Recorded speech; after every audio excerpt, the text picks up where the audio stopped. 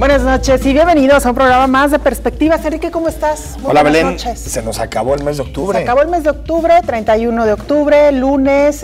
Pues sí, efectivamente estamos entrando a la recta final y además tu cumpleaños. Muchas felicidades a nombre de todo el equipo, por supuesto. 10 meses del año ya se nos fueron, prácticamente la recta final, Belén, de este 2016. Hoy empezamos la semana con un tema que ha causado mucha polémica desde el día de ayer que lo publicó Milenio, que es los exámenes de control y confianza de Salvador Caro Cabrera, el titular de la Policía de Guadalajara, de la Comisaría de Guadalajara, porque digamos, Belén, que hay muchos datos que de pronto no son consistentes, ¿no? Hay que, nada más para poner un poquito el contexto, desde 2015, desde octubre de 2015, cuando esta administración, la administración de Enrique Alfaro, toma protesta, empezó todo el debate en torno a la presentación de Salvador Caro de estos exámenes de control y confianza.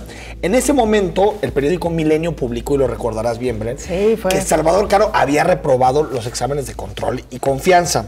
Sin embargo, esto obligó a que en días posteriores el presidente municipal, Enrique Alfaro, presentara una versión pública. Hay que recordar que el ITEI le pidió a Enrique Alfaro que lo hiciera público, que hiciera público solo el resultado del examen, no necesariamente los detalles.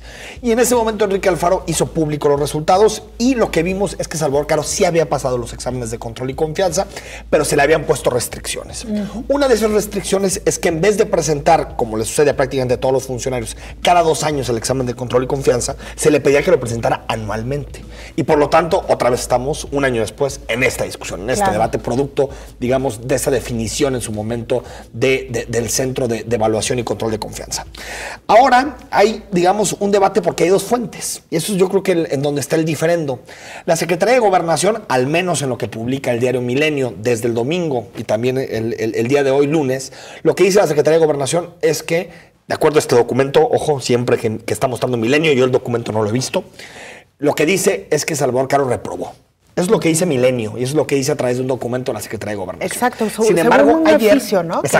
Un oficio ayer, oficial. Enrique Ibarra Pedrosa, el secretario general de Gobierno de Guadalajara, dio una conferencia de prensa por ahí de las 5:30, 6 de la tarde en el Ayuntamiento de Guadalajara, donde mostraba un documento de la PGR, de la Procuraduría General de la República, donde decía, y estaba fechado para el día 28 de octubre, que Salvador Caro Cabrera había pasado los exámenes de control y confianza. Entonces, tenemos 2 documentos. 2 fuentes. 2 fuentes, una que parece que el otro no, que es la Secretaría de Gobernación, y otra que lo pasó, que es la PGR. Entonces estamos como una especie de mundo chusco, ¿no? Claro.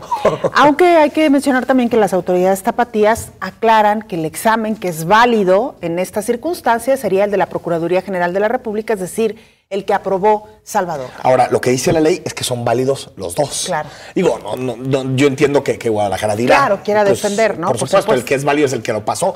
Ojo, yo creo que sería importante, Belén, más allá de grillas, más allá de todo lo que hay en torno a esto que se politiza demasiado, que Guadalajara nos plantea una ruta que dijera, pasó así. Salvador Caro fue primero en la Secretaría de Gobernación, tuvo problemas, pedimos una segunda oportunidad, lo presentó a la PGR o no. O ¿saben qué? Lo que sucedió es que el documento que le llegó a Milenio es apócrifo y por lo tanto nunca Salvador Caro presentó su examen ante la Secretaría de Gobernación. Yo creo que de pronto lo que genera más dudas es la falta de transparencia y la opacidad que hay en estos procesos de información que tendrían que ser más ágiles, fluir con mucha más claridad y con una narrativa mucho más clara. A mí me parece ahorita que hay mucha confusión. Está claro que pasó a los de la PGR y no sabemos si los de la Secretaría de Gobernación realmente los hizo, Guadalajara no lo ha aceptado y el periódico Milenio dice que sí y los reprobó. Pero esta falta de claridad, de contundencia y hasta cierta discrecionalidad en el resultado de los exámenes, Enrique, se generó, ya lo mencionabas, desde el primer momento en que se dio a conocer que Salvador Caro estaba postulado o sería el próximo comisario y en el que entonces tuvo que realizar esa serie de trámites o de exámenes para poder hacen todos. Asumir, para poder asumir el cargo. La pregunta, Enrique, es ¿hasta dónde el presidente municipal de Guadalajara, Enrique Alfaro, está dispuesto realmente a transparentar cualquiera de las 2 fuentes y a dejar perfectamente claro qué fue lo que pasó con estos exámenes? O si se la seguirá jugando a favor de Salvador Caro, pero digamos un poco también teniendo que pagar la factura de lo que es no ser claro y preciso en esta información. Ahora, hay que mencionar también que durante el fin de semana, pues empezaron a, si no es que desde antes, empezaron a circular rumores de que Salvador Caro pues regresaría al Congreso, ¿no? Una vez que dejara interesados, ¿no? Porque queda claro que si Guadalajara, al que le da peso como documentos al de la PGR, no tiene por qué renunciar a Salvador Caro. Por supuesto, si Salvador Caro hubiera reprobado, hay que recordar que si reprueba el titular de la comisaría, el titular de la policía, si reprueba los exámenes de control y confianza, no solo está invalidado como funcionario, sino que el ayuntamiento no puede acceder a ninguno de los fondos federales en materia de combate a la inseguridad, que no es menor, es prácticamente la bolsa más importante, ¿no? Creo que ahorita cambió el nombre a Fondasec, ahorita olvidé el Subsemun famoso, ¿no? El que era el Subsemun, cambió de nombre, creo que es Fondasec, algo así es el nombre, pero digamos que obviamente ningún alcalde dejaría a un personaje que reprobó el examen de control y confianza, por supuesto que no. Por algún motivo... Porque es demasiado grande el castigo, la sanción. ¿No? Por algún motivo Enrique Alfaro está sosteniendo a Salvador a ver, Caro, lo que ¿no? creo, yo creo que en términos de resultados, creo que a Salvador Caro no tenés por qué sostenerlo desde mi punto de vista en resultados. En los exámenes de control y confianza yo ahí sí difiero, porque en el caso de la primera publicación de Milenio, Milenio mintió. O sea, hay que decirlo. Lo que dijo Milenio en su momento es Salvador Caro, así, a 8 columnas, reprobó los exámenes de control y confianza y no era cierto. Cuando se transparentó ese proceso y lo hicieron instancias federales e instancias locales, nos dimos cuenta que lo había pasado con restricciones e incluso Jaime Barrera, el director del medio, pidió disculpas y dijo, ¿saben qué? Aquí confiamos en cierto tipo de información y nos equivocamos. A lo que me refiero es que creo que no podría tomar, desde mi punto de vista, Enrique Alfaro la decisión de prescindir de Salvador Caro si tiene un examen de control y confianza de la PGR en donde lo pasó. Claro. Ya otra cosa es preguntarnos dos situaciones. Una, ¿Salvador Caro es el adecuado para la seguridad en Guadalajara? Yo creo que no.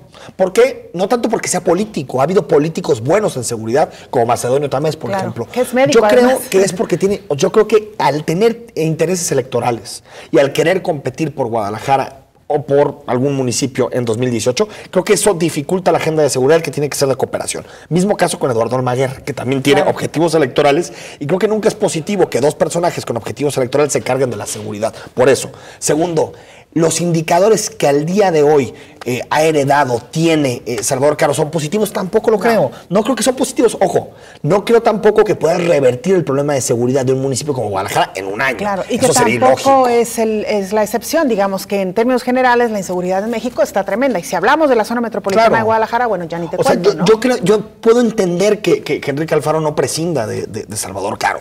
Yo creo que al final el tipo de perfil de Salvador Caro, los objetivos electorales de Salvador Caro van a hacer que difícilmente dé resultados en esta materia. Pero bueno, es su apuesta, ¿no? Claro. Es su apuesta de trienio. Y también, Enrique, bueno, también mucho se ha hablado de si esta publicación responde al caso Vega Pámanes, ¿no? Es decir... Como una respuesta. Claro, como una respuesta a este audio, este video que se dio a conocer a través de un medio de comunicación también, que desató pues toda esta historia en el que Vega Pámanes, su nombramiento pende de un hilo, ¿no? Yo prefiero más que, porque digo, ahorita está muy de moda decir, está politizado, pues sí, como siempre, ¿no? Digo, tampoco Belén no es algo como que nos estamos estrenando en esto de politizar temas de seguridad. Creo que es un asunto muy grave politizar temas de seguridad, pero así son los políticos y digo, no creo que eso vaya a cambiar. Lo que sí creo es que tendremos que analizar cada uno de los temas con su importancia particular. Sí. El caso de Vega Pámanes, si el que filtró digamos, o el que grabó en su momento tenía objetivos electorales, pues mira, a mí eso no me importa.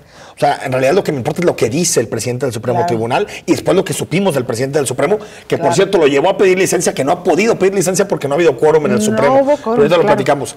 Y segundo, el caso de los exámenes de Salvador Caro es un tema de interés público más allá de la politización. Sí, es un tema de interés público y por lo tanto creo que tendría que haber ya un acuerdo, un consenso, se lo hemos preguntado a la presidenta del ITEI, para que haya una versión ya pública de los exámenes. Totalmente que digas, yo entiendo que ciertos datos, ciertas cuestiones psicológicas, eso no se puede transparentar, es información reservada y qué bueno que lo sea, porque imagínate que los delincuentes, los criminales o incluso la gente que trabaja con el comisario sepa las debilidades de su jefe. No es positivo, pero sí que ya se encuentre digamos, una especie de formato público que nos permita realmente saber qué pasó con los exámenes de control y confianza y nos quitemos de estos debates medio estériles, ¿no? Claro, porque no es menor, Enrique. Vamos, si los exámenes de control y confianza existen, es por algo. Otra cosa es que si sirven o no. Exactamente. Ese es otro debate interesante.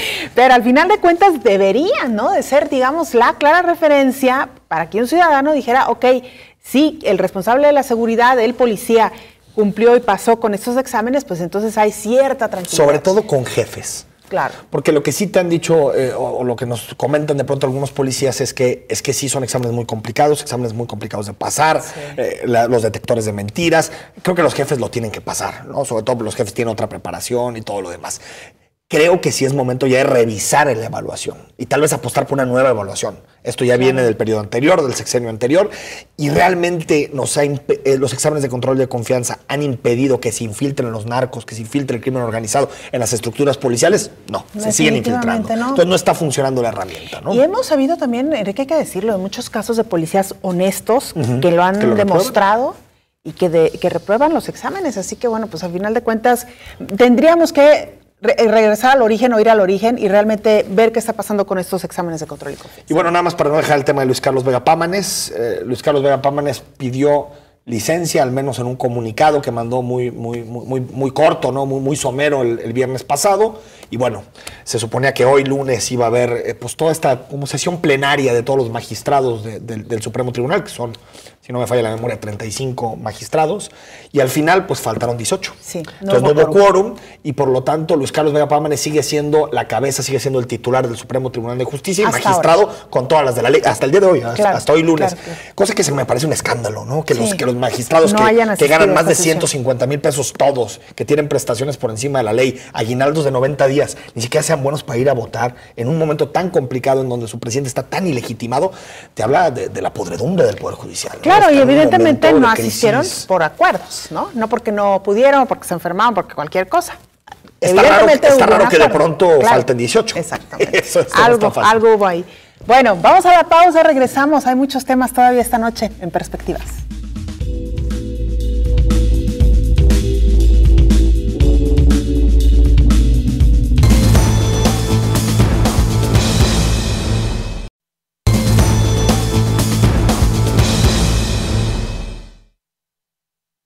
La 61ª legislatura cumple un año. Como todas las legislaturas, al menos en su inicio, prometen cambiar las cosas, prometen alejarse de los escándalos y ser pulcros con el dinero de los ciudadanos. Las buenas promesas se apilan y los pactos marcan una ruta de iniciativas impostergables. Los actuales diputados han apostado por una serie de reformas que han sido aplaudidas, como la ley que elimina el fuero o la ley de participación democrática. Sin embargo, muy poco se ha hecho para contener al TAE o reformar al Poder Judicial. Esta noche en Perspectivas hacemos un balance del primer año de la 61ª legislatura.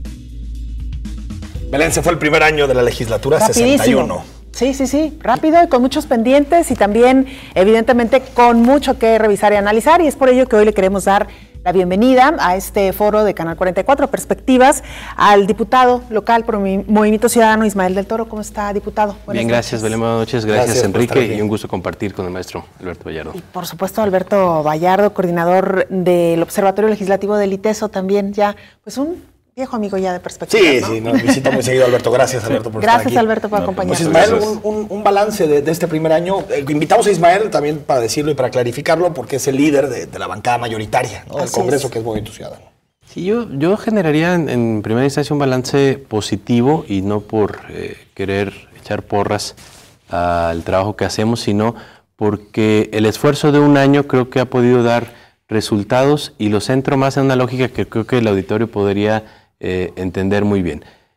Este Congreso está compuesto, evidentemente, los 39 diputados, pero por diferentes fracciones, 7 grupos parlamentarios, se incluye el diputado independiente, una integración de legislatura sin precedentes en la cantidad de formas de pensar que están representadas, sin precedentes porque hay incluso un diputado independiente, y eso pues en principio parecería lo más difícil de lograr es un acuerdo entre tantas formas de pensar. Claro. Y creo que el balance positivo que inicio haciendo es porque a pesar de esas diferentes formas de pensar en la Asamblea, hemos podido sacar adelante una agenda que le interesa a Jalisco. Hemos dejado de lado los intereses de grupo, se ha cambiado esta forma de hacer política desde el legislativo, de colgarse medallas, de disputar temas y que en la disputa de los temas pues nunca se concretaban. Ahorita podremos dar cuenta en el transcurso del programa de asuntos que marcaron la agenda legislativa, asuntos que incluso venían de la pasada legislatura,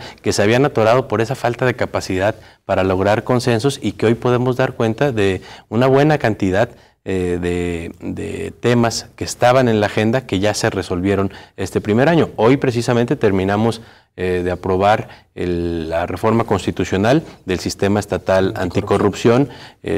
Hemos dado cuenta ya de la aprobación casi cada semana o cada 15 días de temas de verdadera importancia y de gran calado. Entonces, reconociendo que hay pendientes por hacer, reconociendo que es difícil el trabajo legislativo, que la imagen del diputado pues casi nunca se le puede echar porras, pero creo que estamos haciendo lo correcto en este primer año, que si lo sumamos a que también la legislatura 60 empezó a dar ya una cara distinta al Congreso, entonces creo que vamos sumando cosas positivas y tendremos todavía en los próximos 2 años que hacer mucho más trabajo, seguir en este esfuerzo de hacer coincidencias en lugar de disputas políticas, y creo que podemos dar un buen cierre de legislatura con cosas que realmente le sirven al Estado de Jalisco. Alberto Vallardo, especialista en temas legislativos, ¿compartes esta visión un poquito optimista de Ismael del Toro?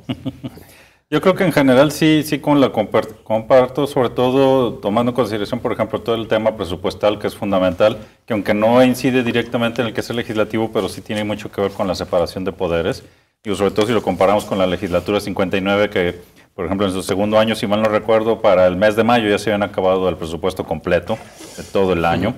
Y bueno, los 3 años se lo acabaron antes, pero ese fue ya el colmo en mayo. Y eso pues cambió la dinámica con Emilio González, de tener que estar negociando todo el tiempo, consiguiendo partidas extras, ¿no? Partidas extras a cambio pues de que se les aprobaran ciertas pues, cuentas públicas o cualquier otra cosa. Sí, tal cual. Entonces, eso yo creo que eso que se empezó a sanear en la legislatura anterior, y bueno, que en esta afortunadamente se ha continuado, y me parece que ha sido muy bueno esto. Y sí, lo otro que coincido también, pues este afán más bien el afán que se daba en las otras legislaturas como de ser los protagonistas, es decir, no, yo soy el que presenté la iniciativa. Digo, no se ha eliminado, pero no ha sido tal cual la situación que vaya obstaculizado. Es decir, al final pues todos se pueden poner la medalla, que a mí me parece que es lo correcto. Finalmente es un asunto también de acuerdos y que el Congreso pues está para eso, sí para discutir, pero también para construir acuerdos. Y que la gente decida quién tiene el mérito. Sí, eso ya pues es asunto de cada quien. Ahora, reserva de ir desgranando estas iniciativas que se han aprobado, como decía el diputado, iniciativas de gran calado, hay temas también políticos que se han debatido al interior o que por lo menos tienen estos tintes políticos, y quisiera referirme en concreto al caso del magistrado Leonel Sandoval. ¿Por qué no se pudieron poner de acuerdo las diferentes bancadas en la renovación del magistrado? Pues más bien sí nos pusimos de acuerdo en que la mayoría no estábamos precisamente de acuerdo en que el perfil del magistrado Leonel Sandoval mereciera una ratificación en su cargo. Ahí lo puntualizo. Creo que es uno de los pendientes y estamos, mañana arrancamos los foros de la reforma del Poder Judicial, una reforma que tiene que ser también integral, muy a fondo, pero uno de los temas es precisamente la autoevaluación que tienen hoy los magistrados sobre su desempeño. El Pleno del Supremo Tribunal nos envió un dictamen donde nos dice pues el magistrado Leonel Sandoval merece la ratificación porque es casi perfecto en su actuar, y entonces ya se acaba la labor del judicial en ese proceso y le pasa al legislativo. Los argumentos para querer defender al magistrado Leonel Sandoval le dan, pues es que ustedes ya no pueden valorar el trabajo porque ya lo valoró el Supremo Tribunal. Entonces, ¿dónde quedaba nuestra potestad constitucional y la división de poderes? ¿Qué hicimos? Pues tomamos el dictamen que envió el Poder Judicial, razonamos nuestro voto, identificamos que las actuaciones que había tenido el magistrado habían puesto vulnerable al actuar institucional del Poder Judicial, a la impartición de justicia, y eso fue el razonamiento que dimos para votar en contra de la ratificación. Pero sí estuvo muy dividido, ¿no? Fueron 20 contra 19, ¿no? Sí, así es. Fue la suma de los votos de Movimiento Ciudadano, que lo anunciamos desde un principio, de Acción Nacional y el diputado independiente, ¿no? Sí es. Contra PRI, PRD, PANAL y Verde, ¿no? Así digamos, es. Eso fue. ¿Cómo viste ese tema, Alberto? Sí, no, a mí me parece, pues fue una discusión que pues, había que dar. Me parece que eso fue lo correcto. Y sí, a la vista de que se tiene que hacer ya esta revisión de cómo está actuando el Poder Judicial, pues una cuestión habría que incorporar justamente criterios de evaluación. Claro. Criterios de evaluación del desempeño, que no sean tan sencillos. Tan laxos. Sí, no, porque yo también revisé lo que se mandó como informe y pues era decir, bueno, pues nadie se ha quejado en contra del magistrado Sandoval. Pues no, ¿quién se va a quejar contra él si es el papá del gobernador? O sea, de entrada, o sea, eso no me parece que sea una cuestión más objetiva. Lo que habría que hacer es, por ejemplo, la calidad de sus sentencias, si sus sentencias están apegadas a lo que plantea, y no nomás del todo los magistrados, están apegadas al marco constitucional, al marco y que incluye todo el tema del derecho internacional y los derechos humanos, y si están entonces apegándose a todo esto, solo por poner algunas cuestiones. Igual el tiempo se tardan en resolver si están actuando en tiempo y forma. O sea, son varios asuntos que habría que discutir, que creo que estos foros que se van a abrir justamente espero que aporten elementos en la línea de ir construyendo maneras más objetivas de evaluar qué es lo que está haciendo este Poder Judicial y que funcione para lo que tiene que ser. Ahora, ya hablamos de algunas iniciativas, pero Ismael, estuvo el tema de participación ciudadana o participación social, que creo que se llamó al final así, la ley Uber, el asunto de la eliminación del fuero. Se mira alguna importante por ahí de las que se discutieron, ¿no? El sistema de corrupción, disciplina financiera. Pero digamos, de las más simbólicas, estas tres, tal vez alguna que se vaya. Viciley, que también... La Viciley. Así es. ¿Qué pasó? Es decir, porque entiendo que algunos de estos temas, hay que decirlo, por ejemplo, la de participación ciudadana en la 60 se entrampó y había posiciones muy difíciles de mover, muy rígidas en torno a este tema. ¿Qué pasó, por ejemplo? ¿Por qué el PRI movió posición, movió ficha en ese tema? ¿Qué pasó? Es un buen tema para poner el ejemplo de las diferentes formas de hacer el trabajo legislativo. En la pasada legislatura, la bancada de Movimiento Ciudadano presentó iniciativa de ley de participación ciudadana. Inmediatamente dentro de la misma comisión hubo una disputa casi sin sentido de que no fuera la agenda de Movimiento Ciudadano la que prosperara al hacer esta ley, y con eso terminó por quedar... Hay que decir, en vez eran 5. Sí, en vez eran 5, era imposible impulsar la agenda nada más desde la fracción, pero tampoco hubo esa altura de miras de que todo el mundo abonara a esta agenda y que pudiera salir la ley. Nosotros inmediatamente, al iniciar la legislatura, le dimos entrada a una nueva propuesta que incluso fue a través de la herramienta Haz tu Ley, o sea, fue una propuesta directamente de los ciudadanos. Nosotros hemos firmado el convenio con esta herramienta para que los ciudadanos, a través de este portal, hicieran llegar al Congreso una iniciativa de ley de participación ciudadana. Pero luego, esta agenda impulsada ya por una fracción mayoritaria de MC, pues hizo algo incluso impensable, hizo que el PRI hablara de ciudadanización. Yo digo en forma de broma. Pues presentó el gobernador una iniciativa. Sí, o sea, metimos a la agenda al PRI a hablar de ciudadanización. ¿Hubo disputa? Sí, pero pensamos y privilegiamos el interés de los calicienses, que era sacar adelante la ley, y entonces dejamos que todo el mundo participara en la agenda. Porque el PAN también presentó una, a fin de cuentas presentaron todos. Exacto. Y esa fue la que abrió la forma de ir sacando los grandes temas. A ver, queremos hablar de fuero. MC arrancó el tema, presenta la iniciativa de fuero. Incluso en ese caso le dimos oportunidad al diputado independiente que fue el último que la presentó, y dijimos, bueno, vamos a escuchar todas las propuestas, no ganemos la agenda, no adelantemos tiempos e incorporemos. ¿Qué nos ha beneficiado esto? Pues realmente de todas las iniciativas recabamos lo bueno. Además tenemos una lógica de parlamento abierto, a cada tema le damos apertura, hacemos foros, invitamos a expertos, a los ciudadanos, y eso nos enriquece las iniciativas. Entonces, si la presenta una fracción, se da pie a que todo el mundo también se meta al tema, compartan la agenda y podamos al final sacar productos legislativos realmente eficientes para nuestro estado de Jalisco. Vamos al corte, seguimos haciendo el balance del primer año de la legislatura con Ismael del Toro y Alberto Gallardo.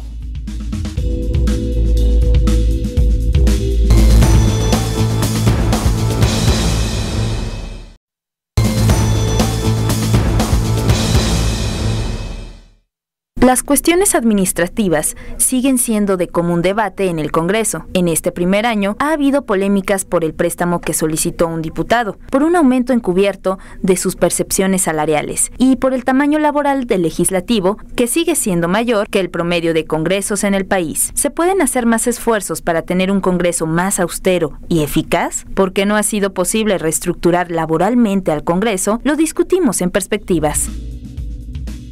Alberto Gallardo, hemos platicado muchas veces de la calidad de las iniciativas, aquí mismo en Perspectivas, y nos encontramos iniciativas muy chuscas en el pasado. No sé si esa tendencia sigue en esta legislatura de ver iniciativas mal hechas, iniciativas mal planteadas, mal diseñadas. Mira, la verdad, ahorita todavía estamos en el proceso de evaluarlas. El semestre pasado, con mis estudiantes, como apenas estaban empezando a presentarse iniciativas, no vimos el caso de empezar a evaluarlas, y más bien estuvimos armando propuestas ya para presentarlas, tal vez vía tu ley, también para el propio Congreso. Y entonces apenas estamos en el proceso de evaluar todas las iniciativas. La apuesta es presentar la evaluación ya a fines de noviembre o principios de diciembre, ya de todo lo que se ha presentado en este primer año. Digo, lo que sí nos encontramos me sorprendió, incluso voy a tener que revisar otra vez, pero eran muchísimas las iniciativas. Según yo, llevan 400. 400 iniciativas. Sí, según yo, digo, ahí me tengo que revisar porque la primera vez que hice así la cuenta, dije, no puede ser, eso es lo que se presentó en la legislatura anterior en los 3 años. Pero no serán puntos de acuerdo. No, sí separamos nosotros. O iniciativas así. Sí, o sea, voy a revisar otra vez porque a mí me llamó muchísimo la atención. Sería casi una diaria, claro. Pues sí, no es muchísimo. Bueno, en cantidad de sesiones, sí, en un año ha sido la legislatura que más veces ha sesionado. Sí. Llevamos 60 y tantas sesiones. ¿Qué pasó? Un tema, Ismael, que generó polémica fue el asunto de la ley Uber. Sí. Incluso se vetó la iniciativa, se observó la iniciativa por parte del gobernador. ¿Qué pasó ahí? ¿Por qué fallaron los consensos en el tema de Uber en particular? Mira, creo que ahí, por los tiempos de arranque de la legislatura, fue la primera vez en la que se demostró el cambio de la composición política del Congreso. La pasada legislatura se había convertido en una ventanilla de trámites de las iniciativas del Ejecutivo. Es más, se legislaba en el Ejecutivo. Si no pasaba por la revisión de Secretaría General de Gobierno, no podía avanzar ningún tema dentro del legislativo. Desde el primer día de esta legislatura nosotros llegamos a decir, a ver, la separación de poderes, respeto por supuesto a su facultad de presentar iniciativas del Ejecutivo, pero el trabajo, el análisis, la dictaminación, todo se hace en el legislativo. Los primeros meses incluso había un subsecretario que quería tener participación dentro del proceso legislativo. Tomás Figueroa. El subsecretario de Enlace Legislativo es precisamente para que haya una comunicación entre poderes, no para que trabaje en la labor que tenemos que hacer los diputados. Entonces creo que esa iniciativa de la Ley de Movilidad, para efecto de darle pie a que estén reguladas las redes de transporte y que además nosotros presentamos una iniciativa de generarle los derechos a los choferes de los taxis tradicionales, creo que fue la primera vez en donde sucedió la nueva realidad del Poder Legislativo. Y a pesar de que hubo un poquito de roces y enfrentamientos, a fin de cuentas ponderamos qué era lo que necesitaba el Estado de Jalisco en esta materia de ley de movilidad y con un poco de disputa y jalonas, pero a fin de cuentas marcamos como un parteaguas con ese trabajo de la ley de movilidad y creo que a partir de ahí ha ido entendiendo el Ejecutivo que se le da toda la entrada y toda la apertura a la visión que tengan a sus iniciativas, pero respetando las formas, los tiempos y sobre todo la autonomía que tiene el Poder Legislativo de hacer su trabajo. Claro. Alberto, ¿cómo viste este proceso, el debate que se dio al interior del Congreso respecto a la ley Uber? Sí, yo creo que eso era algo que se había venido posponiendo.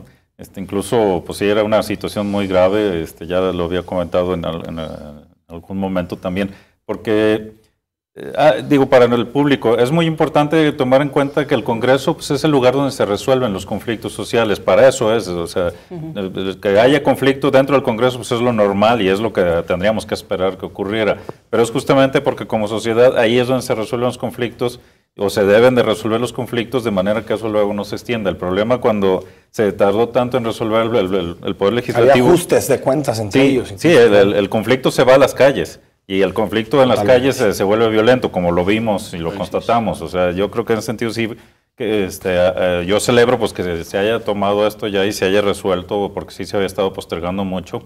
Y pues bueno, ya ahorita el conflicto está relativamente desactivado, todavía hay problemas ahí, reportan en la central camionera, con los taxistas que agreden a la gente que quiere tomar Uber.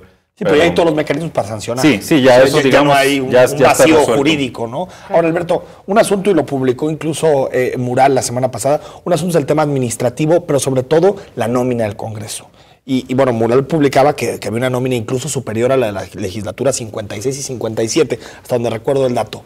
¿Se puede hacer más desde tu punto de vista para hacer un Congreso más pequeño, más austero, más eficaz? Y te escuchamos, Ismael. Sí, no, yo creo que eso sí, definitivamente hay que hacerlo. El problema ha sido que nadie nos ha sabido decir dónde está la nómina, quiénes son los que chambean ahí realmente. Es una cosa ahí muy chiclosa el tema de la nómina. Ahí en el Congreso, que además sí se vino incrementando desde la legislatura 58 y luego la 59, que basificó a muchísima gente, pero incluso nos enteramos que hasta se habían duplicado puestos, o sea, hasta en el mismo escritorio estaban trabajando 2 personas, porque los dos tenían prácticamente el mismo nombramiento. Sí hubo unas situaciones muy irregulares, porque incluso además se basificó gente que ni siquiera había cumplido 3 años y medio trabajando para el Congreso como estaba estipulado. A pesar de eso, pues ha sido muy complejo esa parte, ¿no? Y incluso, al menos lo que alcanzamos a ver nosotros, los abogados que estuvieron defendiendo los despidos, pues parece que lo hicieron mal. No sabemos si fue a propósito o por ineptitud o las dos cosas. Pero sí, eso es algo que sí habría que hacer y eso sí toca revisarlo. Y no solamente eso, también el tema de los tabuladores. O sea, porque parte de lo que mencionaba Mural era el tema de la escolaridad de los asesores y cuánto se les pagaba. Ahí nosotros lo que hemos planteado es decir, bueno, los diputados deberían de tener por un lado los cuerpos técnicos que atienden a las comisiones legislativas y que de esos tendrían que estar en un servicio profesional de carrera, pero que de manera que eso les diera independencia de los diputados. Y ya los asesores personales de los diputados, que bueno, dependiendo, pues podrían ser entre 3, 4, 5, bueno, ya los coordinadores de bancada pues podrían tener hasta 7, porque sí hay que gestionar muchos asuntos, pero lo que nosotros planteamos es que se tendría que, a estos asesores ya personales que se irían junto con el diputado, un tabulador distinto. Pues sí, un tabulador, ¿no? Y incluso, pues tal cual. Suponen que ahorita hay uno, sí. Sí, pero el asunto es que ya no tiene que ver con los trabajadores basificados antes, ¿no? Sí, es a partir de las 60. Sí, no, bueno, lo que pasa es que también ahí el tema es que pues, se le asigna más bien a cada diputado, le dicen, este es el dinero que tienes para 105 mensuales para contratar a tus asesores y tú ves cómo lo repartes. Ahí a lo mejor habría que establecer tabuladores también en función de algunos criterios. Ismael. Sí, el tema administrativo es complejo, se tiene que ir resolviendo asuntos que traen un antecedente muy difícil de solventar, como lo comentaba Alberto, sobre todo en los asuntos jurídicos, en los litigios, que hoy esta legislatura, y es la nota que sacaba Mural, tiene un incremento de 90 plazas, pero no porque nosotros hayamos contratado 90 trabajadores más, sino que son 90 trabajadores que nos reinstaló el tribunal porque fueron despedidos de forma injustificada y mal defendidos jurídicamente.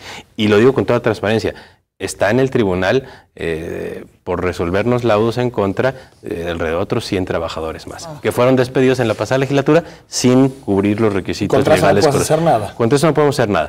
¿Qué creo que sí hemos hecho o iniciado a hacer bien? Esta legislatura verdaderamente ya no tiene ningún emolumento adicional para los diputados. No tenemos ni casas de enlace, ahora sí ya definitivo, no tenemos pago de celulares ni de viáticos, absolutamente nada más que nuestro salario. El salario obviamente no tiene incremento. Sí hay que ver cómo profesionalizamos el servicio de los asesores. Por ejemplo, una nota también de Mural al día posterior decía que yo era el diputado que tenía mayor cantidad de personal bajo mi mando. Y sí lo soy, pero porque presido la Comisión de Hacienda y el órgano técnico de Hacienda, por el tipo de trabajo que hace, pues es el órgano técnico que más personal tiene. Yo no invité a nadie de ese órgano técnico a trabajar, ahí estaban, incluso la titular del órgano técnico, yo busqué un perfil, yo no tenía el gusto de conocer a la maestra Andrea Zarzosa, la invité por su capacidad después de analizar varios perfiles y está haciendo un trabajo muy eficiente. Creo que por ahí debe de ser la ruta. Órganos técnicos y áreas especializadas deben tener un servicio profesional de carrera y con eso evitar esa tentación de que cada legislatura ingrese nuevo personal y que luego antes, no en las 60, pero sí en las anteriores, dejaban basificado ese personal. Claro. La 60 ya lo empezó a sanear. Nosotros, por supuesto, los 5 supernumerarios que invitamos nuevos seguirán al momento de concluir nuestro encargo como diputados. Que hasta donde tengo entendido, Alberto, los 105 que ustedes pagan sí tienen tabulador, ¿no? Sí, ya hay un tabulador para todos los puestos. Sí es difícil para los que son de base, pero sí estamos tratando, este año le dimos un avance pequeño a regular administrativamente la situación de las plazas, ¿no? Y creo que debe ser una labor que sigamos trabajando los próximos 2 años. Hay personal de más, lo difícil es cómo lo retiramos de su derecho laboral que tienen hoy. Se está explorando para el próximo año algún convenio, basándonos en la voluntad del trabajador, pero que podamos con otra institución pública del Estado a lo mejor mover abogados a instancias que se han creado y que carecen de personal. Entonces, tenemos todavía un compromiso de seguir haciendo un trabajo administrativo eficaz, eficiente, que pueda concluir en una disminución de la nómina y además apegarnos estrictamente a nuestro pacto de austeridad, que ese sí lo tenemos cumplido cabalmente. Ismael, antes de irnos a la pausa, ¿qué pasó exactamente con este exhorto que hicieron a la Secretaría de Salud respecto a el derecho o no que tienen las menores que están embarazadas, producto de una violación, a decidir abortar o no? ¿Qué fue exactamente lo que sucedió? Hubo por ahí una polémica sobre un primer exhorto y un segundo exhorto. Cuéntanos, por favor. Sobre todo de fondo, se genera mucha polémica en un tema en donde se polariza la sociedad, ¿no? Cuando se habla de interrupción del embarazo, del aborto, es polarizante. Un exhorto, que es, para que entienda el público, es un llamado del Congreso a lo que sea. En este caso es una instancia estatal para que se aplique una norma que también, para hacer una explicación, las normas oficiales no son una ley, no es un reglamento, es una directriz para un ente administrativo. En este caso, una directriz que marca el Ejecutivo Federal para sus áreas de atención médica, para que se apliquen los protocolos de atención a la violencia contra la mujer, claro, en general. O sea, el exhorto no era más que decir, aplíquese una norma que está vigente. Esa norma tuvo una modificación respecto a 2 artículos en mayo del 2016, cuando el presidente Peña Nieto se le dio un vuelco liberal para agarrar una agenda que agarrar una agenda que no era de él. Y el primer exhorto, la mayoría de los diputados se sustentaron en una norma oficial mexicana, la 42, 46. Sí, 043. 43, perdón, sí, que estaba publicada, y que en esa publicación no estaba la modificación de mayo de 2016. Muchos de los diputados advirtieron eso y por eso se presentó un exhorto donde se ratifica la solicitud de que se aplique la norma para atención a la violencia contra las mujeres, pero que se revisara el tema de esos 2 articulados, que son los que modificó la iniciativa del presidente. Se hablaba en la norma que está publicada de que las niñas menores de edad, es decir, 18 años, tuvieran que ir con el acompañamiento de los padres, y la modificación es que las niñas menores de 12 años son las que vayan acompañadas de los padres, dejando, a mi entender y a de muchos, un hueco respecto a la tutela de los padres de las niñas de 13 a 18 años. Es una norma que no la podemos cambiar, es una norma que no podemos hacer nada más, pero creo que sí debería ser revisable profesionalmente qué es lo que se hace con una niña que sufre una violación, que está en esas condiciones, y cómo debe el Estado darle garantías de atención. Pero creo que la norma, y lo entiendo porque fue una reacción express a una agenda que no entendí del presidente de la República, y creo que esa reacción dio pie a que no esté bien hecho ese nuevo artículo. ¿Tú dices por los de 12 a 18 años? Sí, porque no está bien tutelado el derecho. Pero ese cambio deriva de una demanda contra el Estado mexicano por el caso de una niña, sí, que se le violó y que no se le permitió abortar. Y que incluso puede haber violaciones de los familiares. Sí, claro. Y eso es lo que complica, por eso de los 12 para arriba. Sí, de hecho se ajustó, sí, precisamente porque es una directriz. Ya nos están matando. Vamos al corte y volvemos a atender con este tema. Porque falta la parte de los médicos, ¿no? El derecho que tienen también a decidir si practican o no. En México no tienen objeción de conciencia. Ahorita regresamos con esto. Volvemos. Regresamos con esto.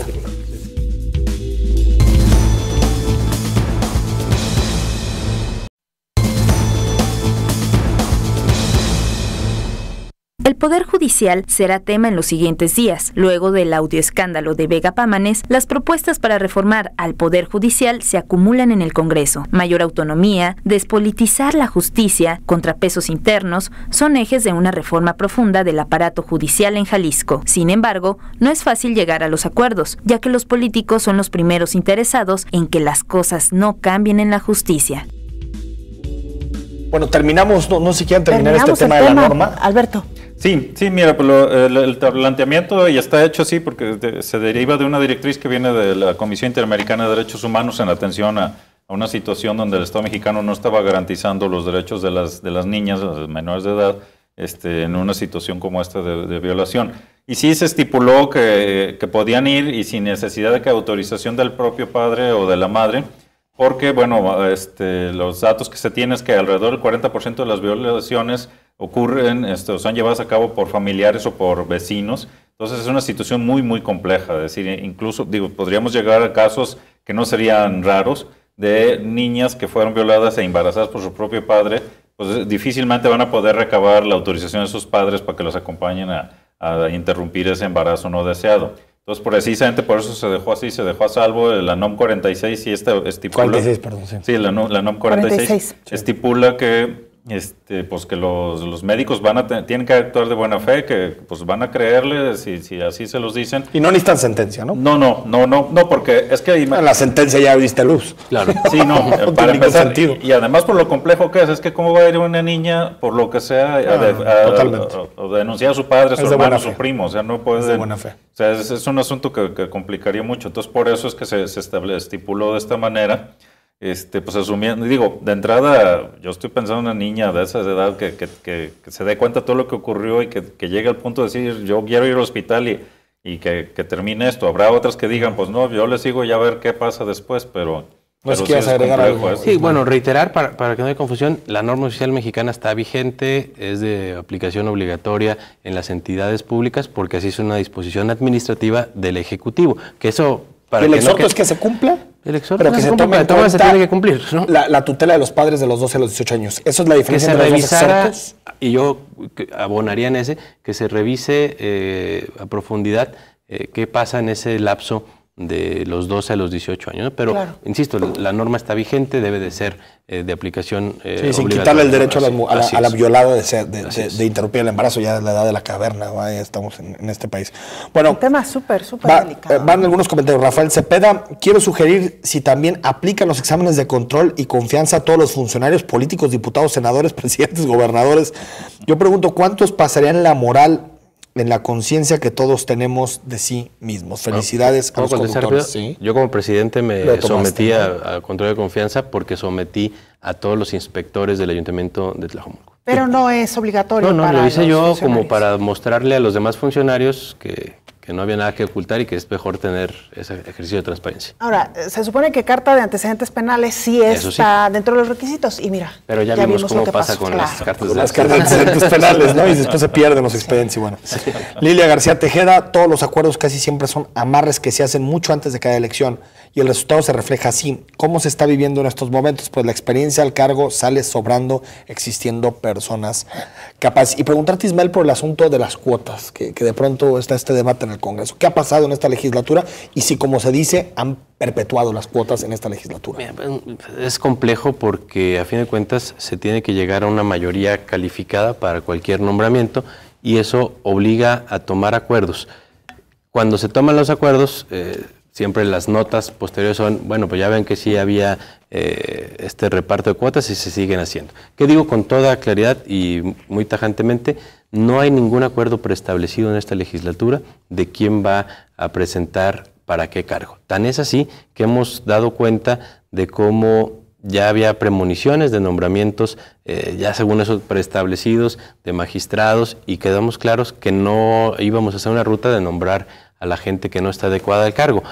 ¿Qué pasa en el caso específico del ITEI? Que puede ser una de las que todavía mantienen el cuestionamiento.